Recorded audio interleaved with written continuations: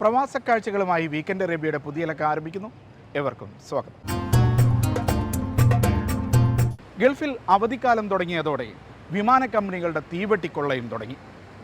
കൊല്ലുന്ന നിരക്ക് നൽകിയാലും കൃത്യമായി സർവീസ് നടത്തുന്നതിൽ വിമാന കമ്പനികൾക്ക് എന്താണ് തടസ്സം? നാണമില്ലാത്ത എയർ ഇന്ത്യ എക്സ്പ്രസിൽ നാണം കെട്ട് ടിക്കറ്റ് എടുക്കേണ്ട ഗതികേടിലാണ് പ്രവാസികൾ ഇപ്പോഴും.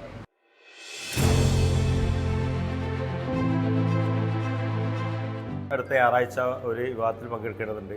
അതുപോലെ എൻ്റെ ഒരു സ്നേഹിതൻ വളരെ പ്രധാനപ്പെട്ട രേഖ ഇന്ന് അവിടെ അവന് നാട്ടിലെത്തിക്കേണ്ടതുണ്ട്. അപ്പോൾ ആ രേഖയും അതും ഇവിടെ കുണിക്കണം. 2 ദിവസത്തെ ഫ്ലൈറ്റ് ക്യാൻസലായി. ഇനി ആകെയുള്ള പ്രതീക്ഷ എന്ന് വെച്ചാൽ നാളെ മോർണിംഗിലുള്ള ഫ്ലൈറ്റാണ്. അതും കൂടി ക്യാൻസലായി കഴിഞ്ഞാൽ പിന്നെ നമുക്ക് ഒരാഴ്ചയോളം വെയിറ്റ് ചെയ്യണം. ഇന്ന് രാവിലെ പോകേണ്ടതായിരുന്നു. വീട്ടിൽ രാത്രി ഒരു ഫംഗ്ഷൻ ഉണ്ടായിരുന്നു, അതെല്ലാം നഷ്ടമായി.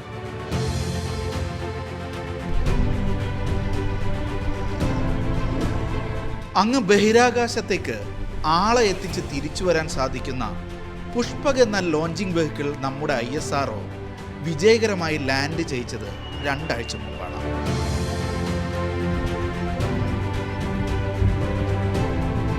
അഭിമാനപൂരിതമായി ഓരോ ഇന്ത്യക്കാരൻ്റെയും അന്തരംഗം.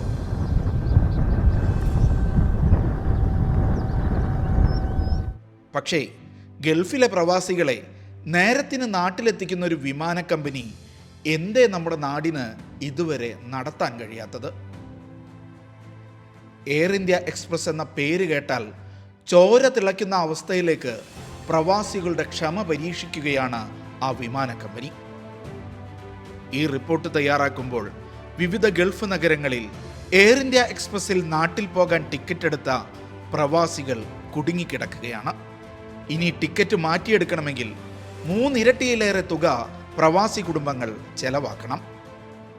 ഇന്നലെയും ഇത് ക്യാൻസലായിരുന്നു. ഇന്നലെ എൻ്റെ ഫ്രണ്ടും പിന്നെ ഫാമിലിയൊക്കെ പോകേണ്ടുണ്ടായിരുന്നു. അവരും പെട്ടെന്ന് ഇവർ ക്യാൻസലേഷൻ പറഞ്ഞു. എന്നിട്ട് അവർ പിന്നെ വലിയ പൈസ കൊടുത്തിട്ട് വേറെ എയർലൈൻ എടുത്തിട്ട് പോവുക. ഓരോ ടിക്കറ്റുമ്പോൾ തന്നെ 1500-2000 അധികം കൊടുക്കേണ്ട ഗതിയിലാണ് ഇപ്പോൾ ഉള്ളത്. കാരണം ഇപ്പോൾ പീക്ക് അങ്ങനെ തലേന്ന് എടുക്കുമ്പോൾ അങ്ങനെയല്ല കിട്ടുള്ളൂ. ചെലവ് കുറവുള്ള ബജറ്റ് എയർലൈൻ എന്നൊക്കെ എയർ ഇന്ത്യ എക്സ്പ്രസിന് ഓമനപ്പേരുണ്ടെങ്കിലും സീസൺ കാലത്ത് മറ്റേത് എയർലൈനെയും പോലെ പൊള്ളുന്ന നിരക്കാണ് എയർ ഇന്ത്യ എക്സ്പ്രസും ഈടാക്കുന്നത്. ഉയർന്ന നിരക്ക് വാങ്ങിയാണെങ്കിലും നേരത്തിന് സർവീസ് നടത്തിക്കൂടെ ടാറ്റ ഏറ്റെടുത്ത ഈ ദേശീയ എയർലൈന്? അറ്റ്ലീസ്റ്റ് ടാറ്റ ഏറ്റെടുത്താലെങ്കിലും ഇതിൽ ഒരു സ്റ്റെബിലിറ്റി ഉണ്ടാവുമെന്നാണ് ഞങ്ങൾ എല്ലാവരും പ്രതീക്ഷിച്ചത്. പക്ഷേ അതിന് ഒരു വിപരീതം എന്ന രീതിയിലാണ് ഇത്തവണ ഫ്ലൈറ്റ് ക്യാൻസലേഷൻ റെഗുലറായിട്ട് വന്നുകൊണ്ടിരിക്കുന്നത്. പ്രത്യേകിച്ച് ഒരു സെക്ടറിൽ തന്നെ 2-ലധികം പ്രാവശ്യം ഫ്ലൈറ്റ് ക്യാൻസലാവുന്നത് ഇതാദ്യമായിട്ടാണെന്നാണ് എനിക്ക് തോന്നുന്നത്. ജൂലൈ 6-ന് എയർ ഇന്ത്യ എക്സ്പ്രസ് റദ്ദാക്കിയ വിമാന സർവീസിന്റെ ലിസ്റ്റാണിത്. ഒറ്റ ദിവസം റദ്ദാക്കിയത് 16 സർവീസുകൾ. മിക്ക വിമാനങ്ങളും ഗൾഫിൽ നിന്ന് കേരളത്തിലേക്ക് പറക്കുന്നവയാണ്. ആവശ്യത്തിന് കോക്പിറ്റ് ജീവനക്കാരില്ല എന്നതാണ് വിമാനങ്ങൾ കൂട്ടത്തോടെ റദ്ദാക്കാനായി എയർ ഇന്ത്യ എക്സ്പ്രസ് പറയുന്ന കാരണം. പൈലറ്റുമാരുടെ കൂട്ട അവധിയെടുക്കൽ കാരണം വിമാനങ്ങൾ നിലച്ച് ആഴ്ചകൾ പിന്നിടുന്നതിന് മുമ്പെയാണ് ഈ ദുരവസ്ഥ. സ്വന്തം അവകാശങ്ങൾക്കും ആനുകൂല്യങ്ങൾക്കും വേണ്ടി അവധിയെടുത്ത് സമരം ചെയ്യുന്ന പൈലറ്റുമാരും വിമാന കമ്പനി മാനേജ്മെൻറ്റും ഇടയ്ക്കെങ്കിലും വർഷങ്ങളായി നാട് കാണാത്ത പ്രവാസികളുടെ ദുരിതവും പ്രയാസങ്ങളും മനസ്സിലാക്കുന്നത് നല്ലതാണ്. എയർലൈൻസിൽ നിന്ന് വിളിച്ചിട്ട് നിങ്ങളുടെ ഫ്ലൈറ്റ് ക്യാൻസലാണെന്ന് പറഞ്ഞു. അങ്ങനെ ഇന്നത്തെ ഫ്ലൈറ്റിലേക്ക് നോക്കി ഇന്നത്തെ ഫ്ലൈറ്റിലേക്കും പിന്നെ ടിക്കറ്റ് കിട്ടി. എനിക്കിപ്പോൾ ടിക്കറ്റ് കിട്ടിയത് അടുത്ത ഞായറാഴ്ച. എന്നുവെച്ചാൽ എൻ്റെ ലീവ് തുടങ്ങിയിട്ട് 4 ദിവസം ഞാൻ ജോലി ഇന്ന് ലീവ് എടുത്ത് ശമ്പളം ഇല്ലാതെ ഇവിടെ കുവൈറ്റിൽ നിൽക്കുകയാണ്. ഇന്നെ പോലെ ഒരുപാട് യാത്ര, ഏകദേശം ആ ഫ്ലൈറ്റ് ഫുള്ളാണെന്ന് അറിയുന്നത് ഏകദേശം 180-190 യാത്രക്കാർ ഈ ഫ്ലൈറ്റിൽ യാത്ര ചെയ്യേണ്ടത്. ഏത് ബിസിനസ്സിലും ഉപഭോക്താവാണ് രാജാവ്. പക്ഷെ സ്വന്തം ഭാഗ്യചിഹ്നം മഹാരാജാവ് ആയതുകൊണ്ടാണോ എന്നറിയില്ല, എയർ ഇന്ത്യക്ക് ഈ ആപ്തവാക്യത്തിൽ തീരെ വിശ്വാസമില്ല. എന്നാൽ നികുതിയും കപ്പവും ഒക്കെ നൽകുന്ന പ്രജകളോട് രാജാക്കന്മാർ കാണിക്കുന്ന മിനിമം നീതിയെങ്കിലും ടിക്കറ്റ് തുക എണ്ണിത്തന്ന യാത്രക്കാരോട് എയർ ഇന്ത്യ എക്സ്പ്രസ് കാണിക്കാൻ തയ്യാറാകണം. ടാറ്റ ഏറ്റെടുത്താൽ എയർ ഇന്ത്യയും എയർ ഇന്ത്യ എക്സ്പ്രസും മാറുമെന്ന് വിശ്വസിച്ച ചിലരുണ്ട്. മാറ്റമൊക്കെ ഉണ്ടായിട്ടുണ്ട്. എയർ ഇന്ത്യ എക്സ്പ്രസിൻ്റെ ലോഗോ മാറി. കൊച്ചിയിലുണ്ടായിരുന്ന ആസ്ഥാനം അങ്ങ് ഹരിയാനയിലെ ഗുരുഗ്രാമിലേക്ക് മാറി. എന്നാൽ കൃത്യമായി സർവീസ് നടത്തില്ല എന്ന വാശിക്ക് ഒരു മാറ്റവും ഉണ്ടായിട്ടില്ല.